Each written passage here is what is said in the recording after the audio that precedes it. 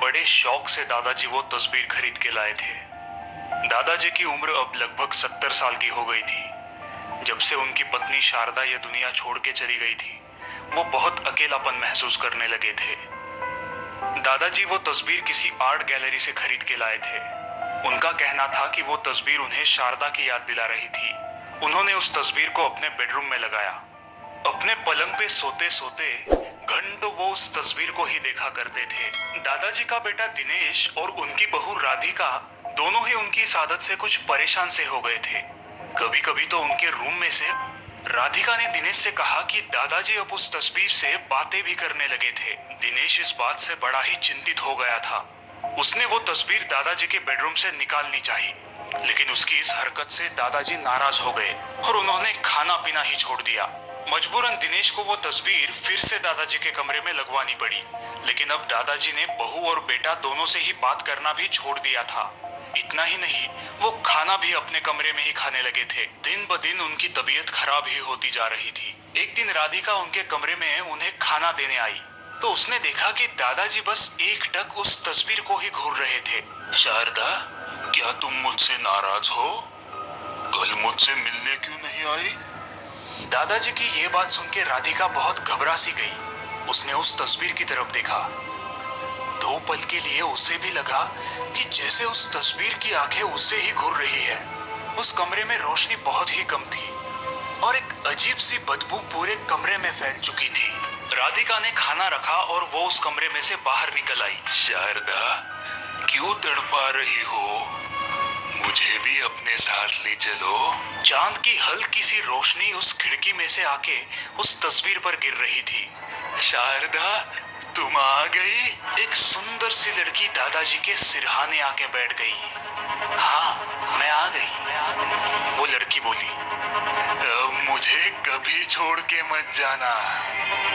दादाजी इतना बोल ही रहे थे कि चांद की रोशनी उस लड़की के चेहरे पे आ पड़ी। कौन हो तुम?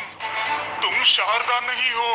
डरिए मत, डरिए मत। अगली पूर्णिमा के दिन हम एक हो जाएंगे। उस लड़की ने धीरे से उनका माथा चूमा और मुस्कुराती हुई फिर से उस तस्वीर में गायब हो गई। दूसरे दिन जब राधिका दादाजी के कमरे में आई तो वो दादाजी का चेहरा देख जोरों से चिल्लाई। उसने देखा कि दादाजी का चेहरा पूरा सूख चुका था, मानो जैसे किसी ने उनका खून ही चूस लिया हो, और वो एकटक उस तस्वीर को ही घूरते जा रहे थे।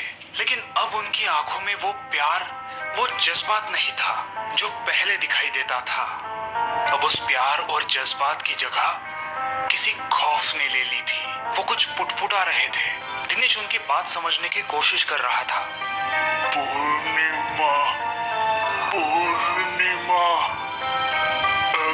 अगली पूर्णिमा। हताश होके दादाजी का हाथ बिस्तर पर गिर पड़ा। दादाजी उस तस्वीर को वहां से हटाना चाहते थे, लेकिन किसी को भी उनकी बात समझ नहीं आ रही थी। आखिरकार पूर्णिमा का वो दिन आ ही गया। दादाजी सहम कर उस तस्वीर की तरफ देख रहे थे। जैसे ही चांद की रोशनी उस तस्वीर पे पड़ी, वो लड़की उस तस्वीर में से बाहर आने लगी। दादाजी दिनेश और राधिका को पुकारने की कोशिश कर रहे थे, लेकिन उनके मुंह में से आवाज ही नहीं निकल पा रही थी। वो लड़की धीमे से उनके पास आई। मैं आपको लेने आई हूँ। अब हमें कभी भी अलग नहीं रहना पड़ेगा। नहीं, तुम शारदा नहीं हो। मैं तुम्हारे साथ नहीं आना चाहता। दादाजी पुटपुटाने लगे। तुमने ठीक पहचाना, मैं शारदा नहीं कमला हूँ। वो लड़की बोल रही थी। एक चित्रकार मेरी तस्वीर बनाना चाहता था। मेरी तस्वीर बनाते बनाते वो मुझसे प्यार करने लगा और उसने मुझसे शादी करने की इच्छा दर्शाई। लेकिन जब मैंने इनकार किया तो उसने गुस्से में आकर मेरी कर दी और फिर मेरे ही रक्त से उसने इस तस्वीर के रंग भरे और बाद में खुद भी कर लिए। तभी से मैं इस तस्वीर में रह रही हूँ। जिस दिन मेरी हुई वो दिन भी पूर्णिमा का ही दिन था।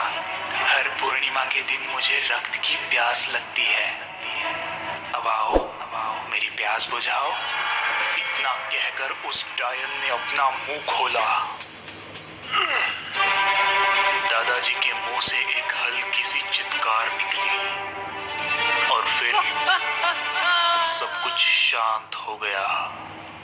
दिनेश और राधिका को कभी भी इस बात का पता नहीं चल पाया कि आखिरकार दादाजी की मौत की असली वजह क्या थी। उन्होंने उस कमरे का सारा सामान कबाड़ खाने में बेच दिया, जिसमें वो तस्वीर भी थी। पता नहीं अब वो तस्वीर कहाँ पे है और किस घर की दीवार पर टंगी हुई है। कहीं वो तस्वीर आपके घर में तो नहीं है?